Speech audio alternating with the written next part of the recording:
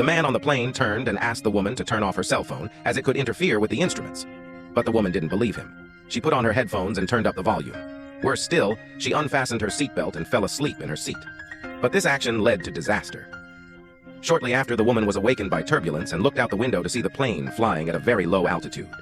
The control panels were going haywire, and alarms blared due to interference from her phone. She tried to help, but as soon as she reached out, the engine exploded, and the plane went out of control, throwing her back.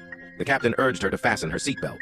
Just as she fastened her seatbelt, the plane clipped a tree and spiraled down, crashing hard into a lake before she could react. Miraculously, the woman was alive, hanging upside down in her seat. But the plane was leaking water and filling quickly, about to sink.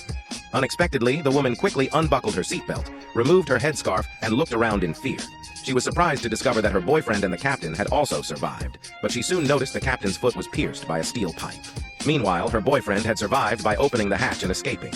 The result was a massive lake flooding the cabin and sinking it rapidly. However, it was impossible for the woman to pull the pipe out with her hands. The water rose quickly above their heads, and the captain began to drown. The woman felt her lungs about to burst and had to leave him, but she managed to swim out of the water before suffocating. But the danger wasn't over. Her boyfriend, who couldn't swim, jumped right on top of her. He nearly drowned them both as he pushed her underwater. Fortunately, the woman was a strong swimmer and managed to bring him to shore, carrying him on her back. However, disaster struck again. The woman accidentally discovered that her boyfriend's thigh had been punctured by a piece of steel, which seemed to have hit an artery and was gushing blood. She was horrified.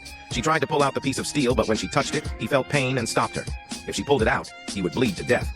But quickly, the woman acted with urgency. She grabbed a stick, tore a piece of her scarf, wrapped it around his thigh, and used the stick to make a tourniquet, successfully stopping the bleeding. However, her boyfriend fainted from blood loss. Then the woman suddenly thought of something. She spread her jacket on the ground and took out her phone to call for help.